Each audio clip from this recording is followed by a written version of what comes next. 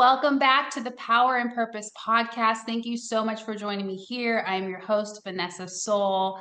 And thank you for everyone who's been tuning in to the podcast lately. I've been getting so many good uh, notes and messages and feedback, and people loved some of the 1 year anniversary content. So thank you so much, you guys.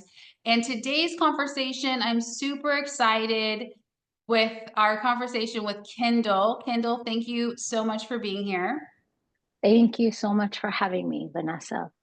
Yes, absolutely. I can't wait for this conversation to unfold because you have so much deep wisdom. And first, I just want to tell people why I'm excited about this conversation with Kendal. Many people may not know, but I come from a background of educators. My parents, my mom's a preschool teacher, my dad's a college professor, my grandmother, she was a college professor, and my grandfather, he was a school principal. So my family is really knee deep into education. And I thought I was going to go that route. When I started studying politics and policy, I thought, well, let me work in policy and politics to go change the educational system. That I was experimenting with that route at one point. And then I guess one day I woke up and changed everything, right? But that's why I've been excited about this conversation. I'm so honored to deeply know Kendal. She's been a client of mine for some years and she is on a mission. So, Kendal, first I want to ask you my signature question. Who are you or who are you not? I would say who I am is I am a mother, teacher, lover, and friend because I don't know, I've just since I was a child, I've always been drawn to teaching, right? And being an educator, working with children, really working with children. Um, be my role as a mother is something that's really important to me, and in this whole like kind of journey that I've been on and self-discovery movement is like just connecting with my kids, and even the way that I connect with my friends and everything like that. Who I'm not, I'd say, is that I'm not a judger. I've been told a lot of things. I've experienced a lot of things, and look, I, I, I, I don't judge people. I don't feel that that's my place to say, if it doesn't make sense to me, I will question it. But I'm not gonna put shame on anyone for anything. Right, right. I love that you mentioned that. And I ask people this question all the time, right? And there's no right or wrong answer, you guys. It's like whatever is current for you. But I love that you're really highlighting this because judgment and shame are a lot of emotions that are passed around in our society, whether it's unintentionally, inadvertently, unconsciously. I mean, and consciously. Like some people feel like that's the way, right? Some people feel like that will change things. Now, does it really? That's debatable. But I love that because like that's your boundary, and that's how you'll relate to your friends and family. It's like you'll be there, but you're not the type of person that's willing to participate in those energies. And in my eyes, they're low frequency energies that don't facilitate transformation most of the time. I So agree. yeah, Mhm. yeah, so beautiful. So, Kendall, what is your background? You are a phenomenal mother and teacher and educator. What is your background and what really inspired you to start working with kids? So my background is as a teacher. I've been teaching upper elementary for almost 10 years. I'm in year nine. Um, I am a mother of two boys. I have a 13 and a 10-year-old. Um, as far as my educational background, I have the bachelor's and then also a master's in curriculum instruction. And I'm currently studying behavior analysis because uh, my I've always known that I always knew I wanted to be a teacher growing up, and our generation of people, the parents have the biggest influence. And with my parents were in my ear about teachers don't make enough money and blah, blah, blah, blah, blah. So I was kind of pushed away from that in my own personal journey, but did come back to teaching just because I've always felt a real connection with kids and just being silly and like lighthearted. Um, even now, I feel that I sometimes get along more with the kids than the adults because the adults are always, very serious. Um, but as my time in with my time in the classroom, I've it wasn't what I thought it was going to be. Because of the way that the systems are set up. It's a business, right? So what drives businesses? It's mostly money and it's not set up for the children. It doesn't, it's not in the best interest for the kids. And it's something that I've been struggling with because I grew up wanting to be a teacher, having my stuffed animals in a row and having my little sister, be a student. That's one of the things now in the classroom I'm cognizant of being grateful of when I'm taking attendance or I'm scolding a child, sit down and stop talking. I dreamed of these days when I was younger, I manifested this reality that I have now. But what I see where I could be more of a benefit for the collective, for everyone, is focusing on helping the kids realize and get in tune with their emotions, and then again how they communicate with others, because even as adults, we might say things in a way that somebody else takes the wrong way, and now we're fighting or we don't talk to each other for years, just because I thought you meant this but you meant that. So I've been doing this in my classroom already and with my clients that I've worked with, right? Bringing their awareness to their emotions, asking, self-awareness, reflecting, why am I behaving this way? What the perception too about what's happening around you, and then slowing down and being more aware of how the things come out of your mouth, the tone, the words that are used, the energy that you give off of it, all of that. And this the inspiration and the way that I've kind of discovered this has all just, I'd say it's haphazardly, it just, kind of, but it's a part of my journey. And looking back now, I can see how everything that I've gone through has been little stepping stones, little breadcrumbs to get to this point.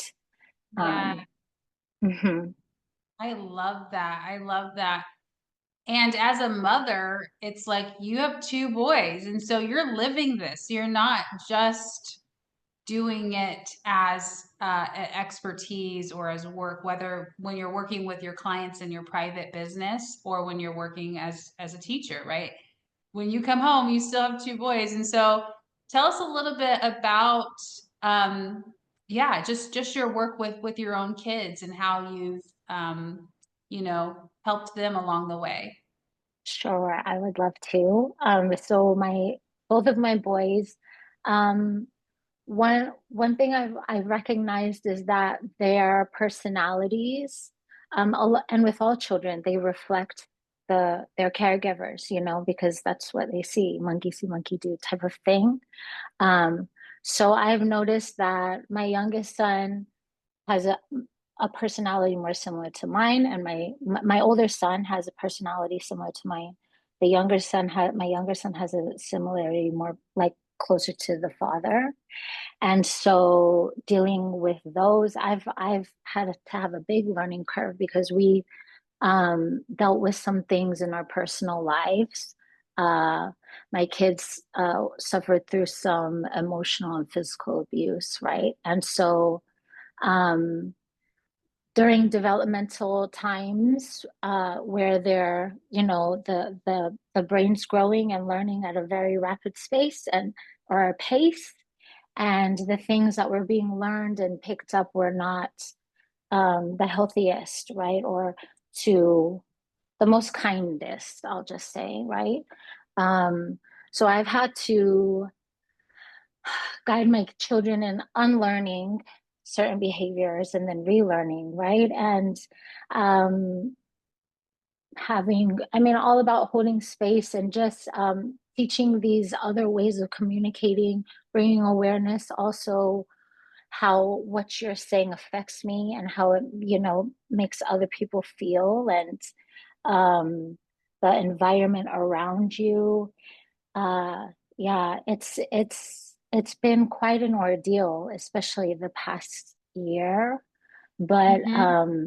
been showing a lot of progress, at home. So I'm very grateful for that. Beautiful. And I would like to know, like, what is it really like to have a child that is emotionally or mentally struggling? I don't know because I don't have any kids. But what is that experience like?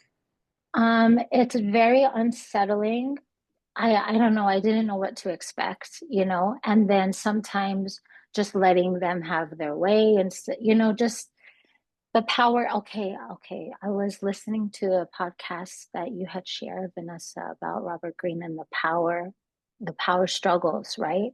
So that's what I had to kind of work through, and that's kind of what I want to help families, or I help families work through, is kind of like that power struggle, but the perception from like getting the kids to see that there isn't really a power struggle, and accepting authority and things like that of because we want to keep you safe, or we need you to not hurt other people, so we need to not jump up and down or scream, or when you're banging on the desk, it affects other people's sensory you know systems, so we can't act that way, you know type of thing. But it's a learning process, and I'm still experiencing it and going through it. So Yeah, yeah. And I know that, yeah, everything is an ongoing process. It's very mhm. rare in life where we actually arrive, right? Where Right, we you're feel like right. things are done. Yeah. So I love that.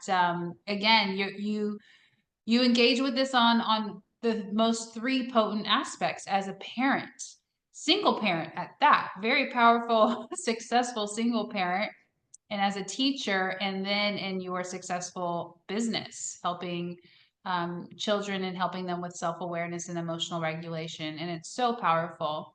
Beautiful. So, what is your process for really helping kids expand their self awareness and to help them with emotional regulation?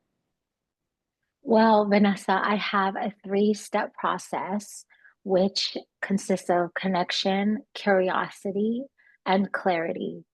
So, in the first step, connection, I take time to really get to know the child, learn about things that they're interested in and things that get them excited.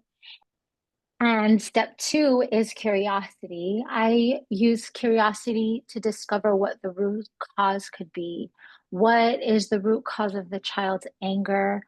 What is the behavior stemming from? Is it something that they're dealing with at school?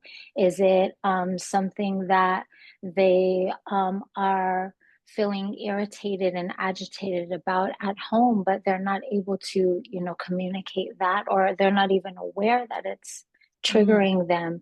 Um, and then I become curious about the possibilities. What are different ways that I can help the child channel that energy? I help teach them. What can I teach them to do to get them back in control of themselves, right?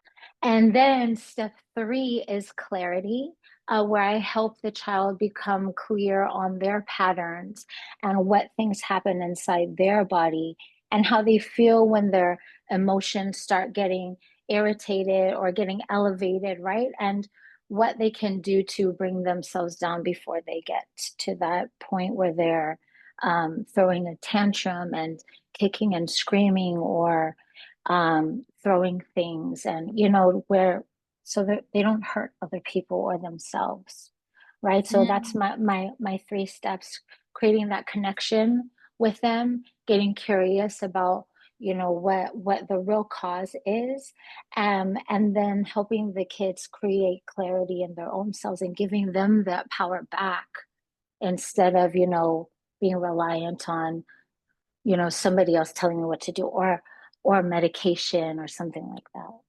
Yeah. Oh, wow. That part. Ooh, that's a tangent. I might go down there. I might not because that's a Yeah. tangent. But first of all, Kendall, this is brilliant. Okay. It might seem basic, but as you were just talking, I was thinking like when you said connection, I thought about my own experience when I got put in anger management at 12 years old. I could not connect. And honestly, I probably didn't want to. I didn't want to connect to my therapist. And so what did I do? I lied. I lied so bad that she was actually worried about some of the lies that I was saying. And she told my dad, but she thought they were true, by the way. But anyway, so it's like we couldn't go anywhere, right? Because we did not have that connection. So that is so Mm, powerful that as an educator, as a mother, you prioritize just first connecting with the child, making sure they feel safe and secure to even start the process with you. And then the second one was curiosity. Was that correct? yes. Uh-huh. Curiosity, as a human design coach and astrology expert, purpose expert, healer, all the titles that I have, I found out that curiosity is so important because it's the opposite of doubt. Mm, Sometimes people can start to doubt a child's or anyone's capabilities. But instead, if we turn that energy into curiosity and we say, okay, let me get curious about where the disconnect is, like you said. Oh, I think you called it root cause. You said, let me get curious about the root cause, and then let me also get curious about the possibility so that you're still believing in the child. You're still giving them a chance, and you're pulling together options for them to actually shift and change. So I love that. And then your third step was clarity. Is that correct? correct. Yes. Uh-huh. Okay. I love the clarity piece. Clarity is like this year, that's been my theme. And funny enough, I like my whole goal in helping people with their purpose and like all the stuff that I do is like we need clarity. That's another opposite energy of doubt, actually. And so I love the clarity that you provide your kid clients with.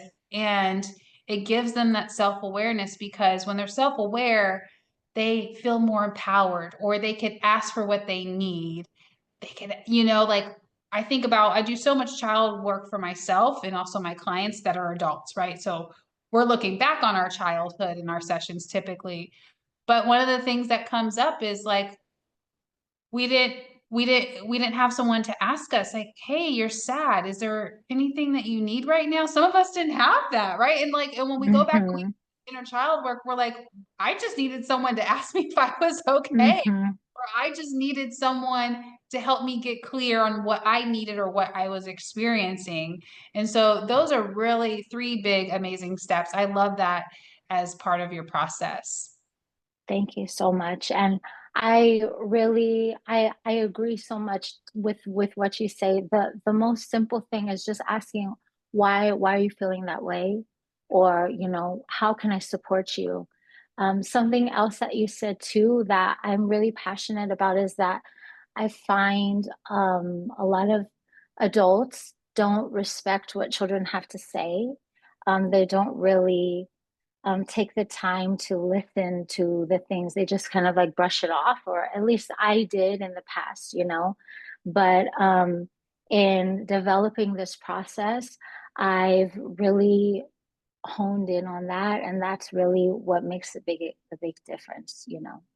The child goes from a state of where they're not able to express themselves, they're throwing tantrums and outbursts, and maybe becoming physically violent, injuring themselves or others, to a place where they are able to articulate what it is that they're feeling and what they're needing in that moment. They're able to self reflect when they do go, because nobody's perfect, and we all tend to have our moments, but self-reflecting and then developing a plan of what can be done differently when I notice, okay, I'm feeling this way again, and I remember what happened last time. What can I do differently this time to maybe have a better outcome?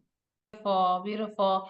And Mhm. what's the transformation that you've seen in some of your current clients?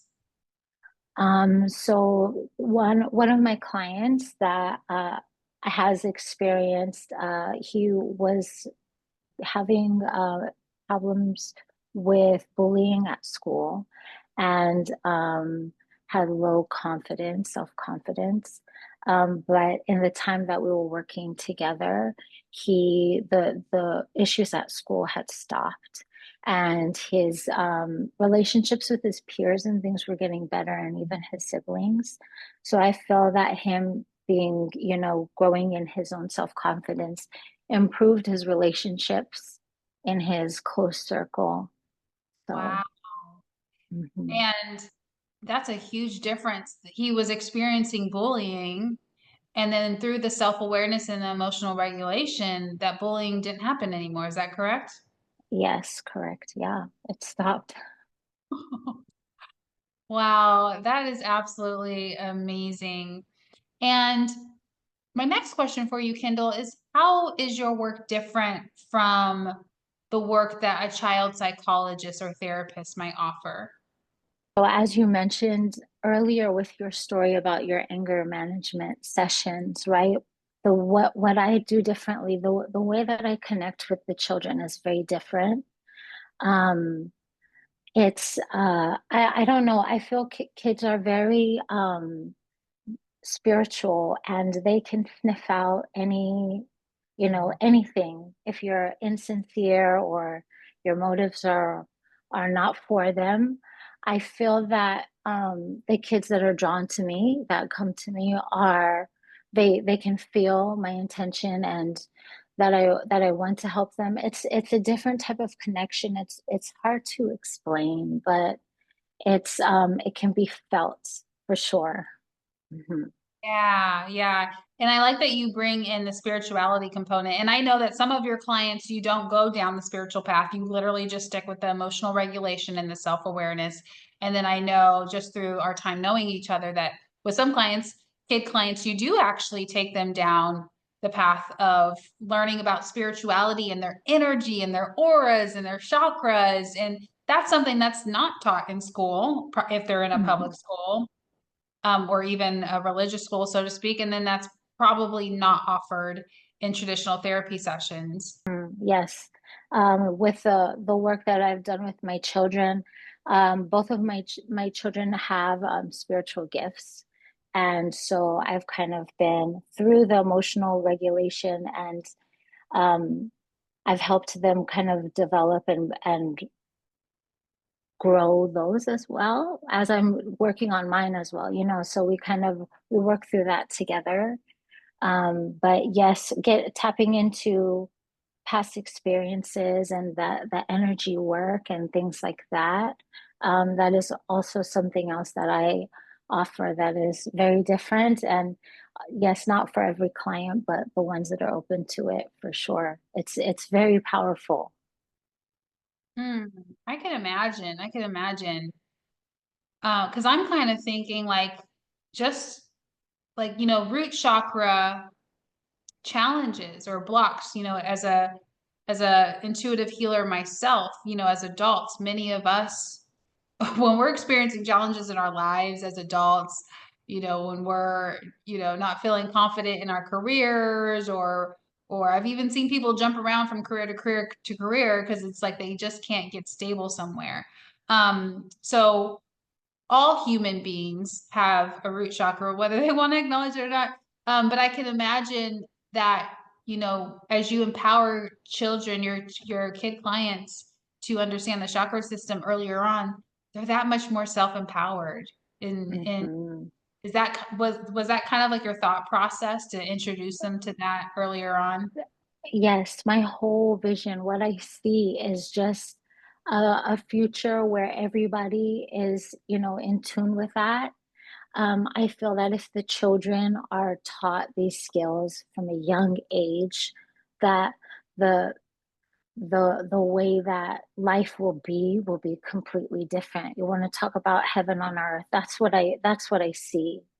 You know, that's what I see. I have And chills. that's my drive and my motivation is we start with Wow. the children. Yeah.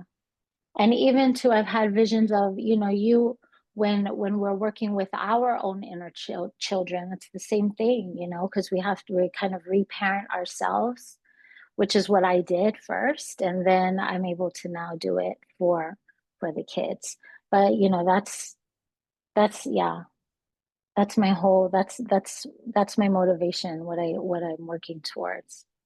I love that. Yeah, talk about heaven on earth. Like I think most of the people who tune into my podcast, we want some kind of impact in the world. We want things to change.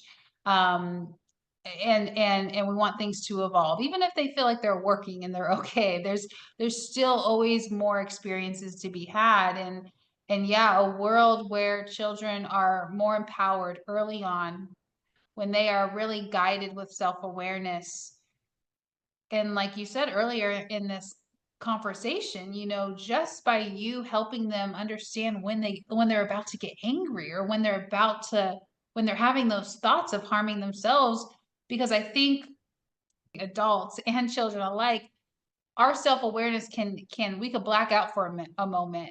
And Hmm. I was joking around with you earlier, and I said, Kendall, when I was 13, this is around the anger management situation when we were offline talking, I said, I didn't know I was angry until I had already set someone's car on fire. Like, you know, Hmm. like I blacked out a little. I mean, not really, but kind of like emotionally self-aware. So it's just like, yeah, a world where there's so many educators and mothers like yourself who are doing this work for kids and helping them really that whole full mind, body, soul connection bring whether Hmm. it's bringing in the spirituality or not, it's just self-awareness is going to be so powerful. And yeah, I could see that. I was getting chills while you were talking a moment ago because I could see that literally changing the world. Like there being Hmm. less drama, less trauma in our world, in the human experience, in the human condition, just from us really nurturing and nourishing our kids differently. Yeah, and I feel that that's there's a lot of combative energy towards that because of like social media and like news and the video games and things like that.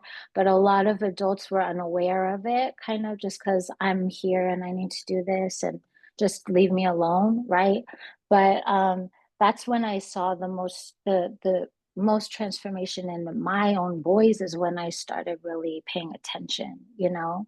Wow. And sometimes it's hard for parents to do that, to be able to do that. So, um, you know, Yeah. when they need help, and that's the help that I provide.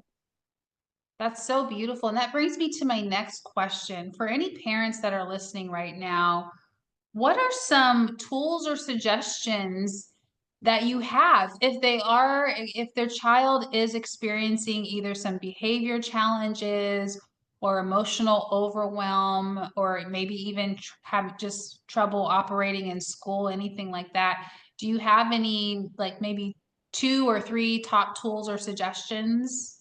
Work for my son is once he starts getting elevated, I've taught him to. Um, I speak to him in a calm way. Then I've taught him to help him bring him into the present moment so he engages the five senses. So I had to constantly repeat to him what the five senses are. So to help him not be able to think in the moment when he's angry, right? So we repeat the five senses. And so in that moment when you're feeling angry, what do you see? What do you hear? What do you smell? What can you taste? And what do you feel?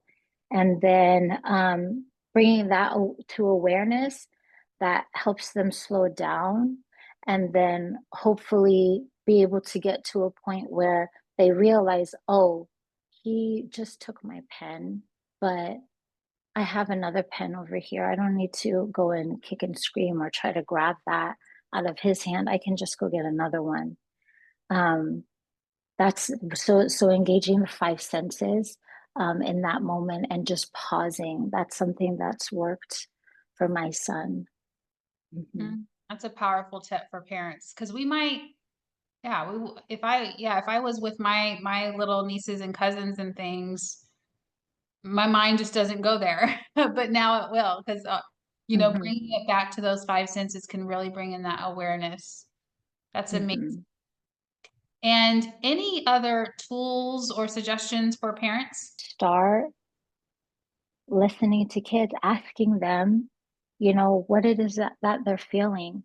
One thing that I started doing, because when I'm in the classroom, I have 24 kids in my class, right? And they all always want to, I have to tell you something. I have to tell you something, right? So they tell me this random story. Some of them are quite traumatic. So for example, they were driving and they saw somebody, they were fighting in the street, right? So then I asked them how that makes them feel. So when kids come to you and they're telling you a story or something, maybe just put, instead of saying, "Oh, okay, cool," maybe ask them, "How did that make you feel?" And have them kind of go through that process, and but really listen to them, right? Like, stop what you're doing and give them that time and that space, because that will help them also with their own thought process and looking at, what it is that they can control and what it is that they can't really. Ah, yeah, that makes a lot of sense. Thank you for that. Amazing. And so, how do people connect with you? How can they learn more about what you offer? Instagram, it's Kendal's.care for kids. Vanessa, I have a freebie, a calming kit that has some breathing exercises that's been helpful for my clients, my students, and my kids. Amazing. I love that's so brilliant, Kendall. A calming kit. I feel like every parent probably needs that. So amazing. Thank you so much for your time. Thank you for being here on the Power and Purpose podcast. Thank you everyone for tuning in. If you enjoyed today's episode, please download the episode, share it with some friends and family, get in touch with Kendall, follow her Instagram page, and leave us a review if you feel inspired. Thanks everyone. Namaste.